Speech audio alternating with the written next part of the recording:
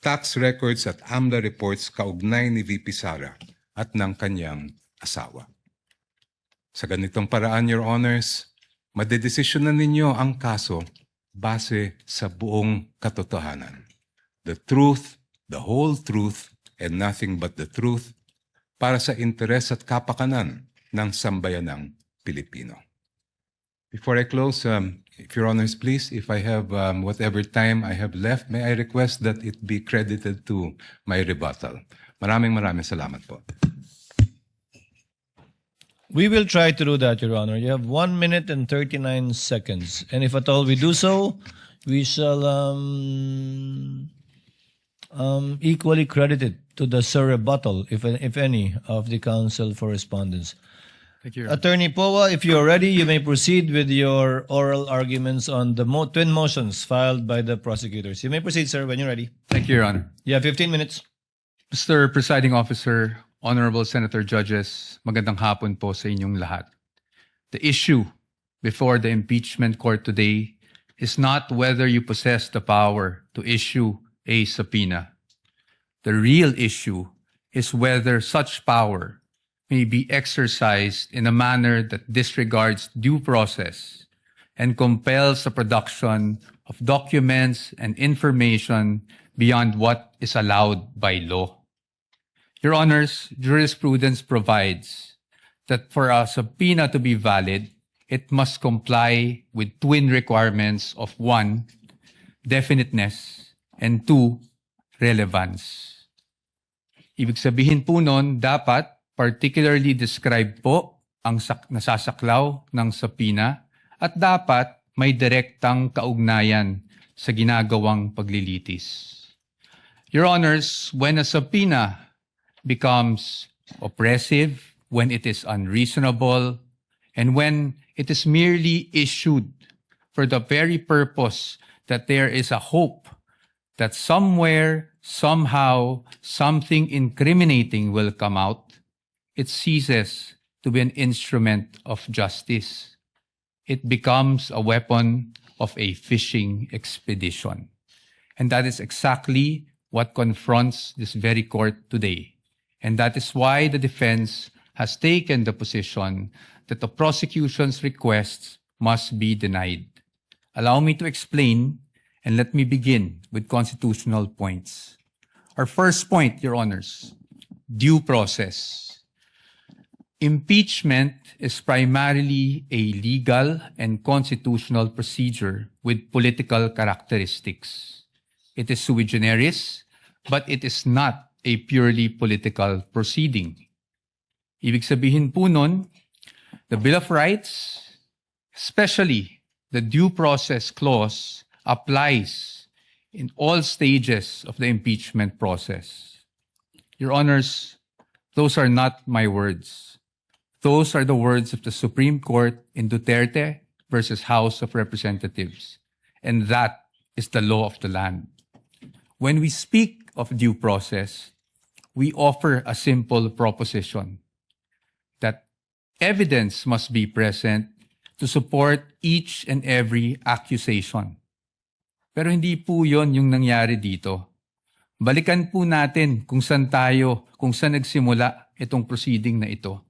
I have here with me, Your Honors, copies of the Zabalya and Cabrera complaints, both filed before the House of Representatives. Both accused the Vice President of allegedly amassing unexplained wealth, both with voluminous attachments, yet not one attached a document to support that accusation. Not a single financial transaction record, not even a single SALN. In fact, it was only after these complaints were filed, and more significantly, only after the respondent had filed her answer before the Committee on Justice, that committee started searching for evidence to somehow support these accusations through, again, the issuance of subpoenas. Your Honors, we objected then, and we are still objecting now, because with all due respect, The position of the defense is that is the very definition of a fishing expedition. Your Honors, in our legal system, it is not permitted to accuse now and then just look for proof later on.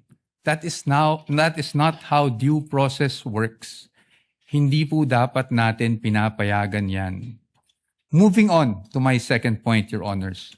Let's talk about relevance. It is our position that the requests of the prosecution are in fact fatally overbroad. Bakit po fatally overbroad? An impeachable offense is an act or omission committed while the public official is occupying an impeachable office, not before being elected or appointed to such position. Again, Your Honors, those are not my words. Those are the words of the Supreme Court in Duterte versus the House of Representatives. That is controlling, and that is the law of the land. Yet here, Your Honor, today, the prosecution is requesting for documents spanning almost 2 decades, almost 20 years, dating as far back as 2007. Your Honors, it is a fact na noong 2007, ang respondent ay vice mayor pa lamang. Definitely not an impeachable office, Your Honors. How is that relevant? It is the position of the defense that it is not. In fact, what that is an unlimited search throughout a person's financial history. That should not be allowed. Your Honors, if a subpoena is not narrowly tailored, it is oppressive. For these reasons alone, we are of the position that the request should already be dismissed. Nonetheless, if the impeachment court were to extend its utmost liberality, which the prosecution have asked for in their memorandum, we'd like to point out, Your Honors, that Congress itself, the Senate and the House of Representatives, enacted laws that specifically prohibit the disclosure of these information that the prosecution is asking for now. Let us go through them one by one. Let's start with RA 9160 as amended by RA 11521, which is the Anti-Money Laundering Act. Your Honors, the prosecution is asking for covered transaction reports, suspicious transaction reports, financial intelligence reports, again, spanning almost 2 decades. However, it is clear under Section 8A, which we are flashing on the screen right now, na bawal po yun. Disclosure is prohibited under this provision, Your Honors. It is in black and white. Meron po bang exception? Wala po. Impeachment is not an exception.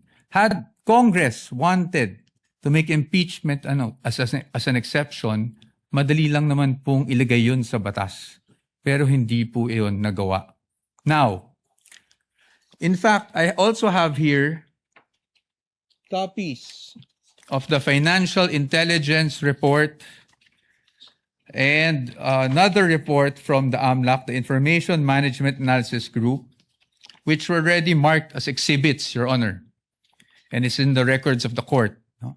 Exhibit D2-8-P1, where it says specifically that it should not be the information should not be used as evidence in formal proceedings, Your Honors. Clearly, Your Honors, to compel AMLAC officials to disclose such information would be to compel them to violate the law. Let's move on now to the tax records, Your Honors. Prosecution is asking for tax records, so let's look at the tax code. Section 270 of which criminalizes disclosure of taxpayers' information. Meron po bang exception sa batas na ito? Meron po, but it is limited. Kasama po bang impeachment? Hindi po. That is very clear. Again, Congress wanted to put an exception for impeachment. They could have easily done so, but they did not. Now, Your Honors, let's go to Bank Secrecy Law, RA 1405. The state policy has always been to favor the secrecy of bank deposits, Your Honors. Dito, while we recognize that impeachment is in fact an exception, Your Honors, we submit that this exception is not automatic. Meaning, hindi porket may exception for impeachment, pwede na kaagad natin buksan ang lahat ng bank records na hinihingi ng prosecution. Why? Because, Your Honor, this exception does not dispense with constitutional safeguards. It does not abolish the right to due process. So dapat po, meron pa rin tayong basihan. If you look at the articles of impeachment, wala naman po doon na nagsasabing yung sinasabing unexplained wealth coming from, even if it was an illegal activity, ay pinasok sa isang specific account. In fact, Your Honors, this exception does not automatically mean that we should permit a fishing expedition. Yun nga pong mga bank account numbers na nakaspecify sa request for the issuance of a subpoena, ang aming posisyon po dyan, yan po ay nakalap doon sa illegal disclosure, with all due respect, na ginawa ng AMLAC before the Committee on Justice. And then, Your Honors, they're also asking for the bank records of the spouse. Your Honor, the spouse is not an impeachable officer. And therefore, the spouse is not covered by this exception. Again, Your Honors, we should not allow this. In closing, Your Honors, the prosecution has repeatedly invoked accountability. Your Honors, we agree with them. No one is above the law. But in the same manner, no one must fall below or be outside the protection of the law. Impeachment is indeed a powerful constitutional tool. But Your Honors, impeachment is not a magic word or a magic wand that one can just wave to transform an illegal act into a legal act, to transform unlawful access to lawful access. That is not what the Constitution contemplates. That is not what the laws enacted by Congress contemplate. And that is not something that the Honorable Impeachment Court should allow. We submit, Your Honors. Thank you very much. The gentleman still has 2 minutes and 48 seconds, which we shall credit, similar to the request of the prosecutor, to your rebuttal should you desire to use it, counsel for the respondent, Attorney Paul. Thank you, Your Honor. Counsel, for the Sunod na araw, linggo at buwan ay ang katotohanan at ang layunin ay makamit ang pananagutan. Confidentiality, Your Honor, should not be the prevailing principle in this proceeding. Hindi po confidential ang katotohanan. Maraming salamat po. Thank you, Representative, the Honorable Chel Jokno. Attorney Poe, counsel for respondent, is recognized for his rebuttal. Sir, you have 13 minutes. Thank you, sir. I will not take up the entire time to expedite matters. Your Honors, I respect, of course, the arguments put forth by the distinguished opposing counsel. But when it comes to due process, Your Honors, I think it's beyond debate, no, that due process must be observed in every stage of the proceedings. And aside from that, due process requires, Your Honor, that we also respect the protections afforded by law on the respondent. Your Honors, ang sabi po ng ating distinguished opposing counsels, obiter lang daw po yung sinabi ng Supreme Court. But Your Honors, nung sinabi ng Supreme Court sa Duterte versus House of Representatives na ang impeachable offense is an act or omission that is committed by a public officer while occupying an impeachable office, hindi naman po siguro pwede doon lang sa yung one-third mode gamitin yung ganong definition, pero pagdating po sa ibang mode ay hindi na po applicable yung ganong definition. Your Honors, in fact, in that decision, which I failed to mention earlier, sinabi rin po that the acts or omissions must be done in relation to the office. Kasi yun nga po ang purpose ng impeachment. Next, Your Honors, yung sinasabi na dapat kahit na may mga prohibition sa batas, pwede pa rin nating masapina para ma-examine.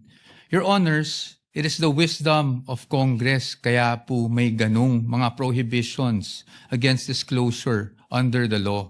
Kung papayagan po natin that a court process, even an impeachment court, can issue a subpoena to thwart those provisions, it's as if, Your Honor, we are doing judicial legislation here because a judicial issuance can easily repeal for the time being that provision or at least suspend, Your Honor. Maybe not repeal. The proper word might be suspend that provision of law. I've never heard about that, Your Honors. And then, lastly, Your Honors, parati nating sinasabi rin, no? Two points. Yung nabanggit na Section 71. I agree po under the tax code that Section 71 provides that if the President orders, then nawawala na po yung confidentiality. However, Your Honors, even given that there's an order from the President, I think we should still think about the relevance. Para saan ba ine-examine yung mga dokumento? Hindi ba para sa impeachment proceeding? Hindi po namin sinasabi na kung sakaling nagkamali man ang Vice Presidente, kung sakaling may paglabag man sa batas ang Vice Presidente noon, ay hindi na pwedeng maparusahan. Marami naman pong paraan. You can file cases against the Vice President for those infractions, preterm infractions. Pero pag impeachment po ang pinag-uusapan, we are limited to what impeachable offenses are. And again, the Supreme Court is clear about that. Your Honors, there's also a repeated citation of the Corona case. But we would just like to point out that the Corona case was tried, decided upon way before Duterte versus HOR. And Your Honors, since it was decided before Duterte versus HOR, the Supreme Court was fully cognizant of what happened in the Corona trial. And yet, Your Honors, they imposed these guidelines. In fact, the line itself in the Duterte versus HOR is we clarify, I quote, we clarify the constitutional requirements of impeachment. At kasama doon yung nabanggit namin kanina on what constitutes an impeachable offense. And that is very clear. Marahil, sinasabi natin na yon ay isang obiter, pero Your Honors, paano po magiging obiter yon? Kung yun mismo ang itinakbo ng desisyon. The fact that the one-year bar was triggered was only the effect of not abiding by the due process clause of the Constitution. And lastly, again, Your Honors, we do not disagree with the prosecution in terms of accountability. Again, no one is above the law, but no one should also be deprived of the protection given by law, Your Honors. Thank you. Bago mag-recess ang mga senator judges para mag-usap sa caucus, nais kong sambitin sa record na binabati ko ang magkabilang panig, partikular si Congressman the Honorable Chel Jokno, ganyan din si Attorney Poa, sa isang mahinahon, malumanay, maginoo at magalang na diskurso at debate kaugnay sa may tuturing nating kontrobersyal na isyong ito. At inaasahan ko, yan din ang magaganap sa caucus at sa aming pagbabalik matapos nito. Senator Judge Alan Cayetano is recognized. Thank you, Presiding Officer. Very eloquently said. Before we go to our favorite subject, recess, the prosecutor was going to say something about Monday, witness. Can we hear that? Because if I don't want to preempt, but can we hear that? Because if they're not going to have witnesses on Monday, I have a proposal. I'm sure they will. They were, in fact, on the verge of announcing it. No, because, Mr. President, this is what I wanted to say. We do need the caucus, but after hearing both sides, I really have many questions, and I think we should really dapat mahimay. But after hearing them, I think there's a couple of issues we will agree on. But I'd rather ask my questions on Monday. So if everyone agrees, then we can caucus but allow them to adjourn, no? Unless someone wants to ask after our caucus. We will hear the lead prosecutor. However, Senator Judge Cayetano, it is the predisposition of the presiding officer, given that we don't have any witnesses today, to settle this matter and this issue today. That's it's my the only matter for yeah. us to discuss anyway. That's my point, Senator Judge. No, I'm reviewing the rules. Hindi naman tayo tatagal pag per legal issue kasi nakalagay naman not more than 2 minutes eh. So, meaning for example, for me, issuing the subpoena is not one issue. Whether the subpoena is to the VP or to her husband is two separate issue. Peso account or dollar account is a separate issue. Whether or not the company's accounts, etc., should be subpoena is a different issue. But for me to decide, I want to ask the prosecution and the defense about that. So medyo mahaba-haba talaga. To answer the Senator Judge, we have a precedent that I think, if I remember correctly, it involves the good gentleman himself. When then Senate President Enrile made a ruling with respect to the request for the issuance of a subpoena against the former Chief Justice Corona and his family, the gentleman agreed with respect to not issuing the subpoena against the Chief Justice, but disagreed with respect to not issuing with the family. No, And I the ruling of the was chair- correct there. That was the first. The rules of court says pwede pagka son-in-law, but I was overruled by Senator Exactly. Enrile. I appealed. The body agreed with him. So even if I was correct, I was overruled. But my point is, Mr. Presiding Officer, that was one simple issue. That's why I didn't argue. I'm saying this seems to be like 2 subpoenas.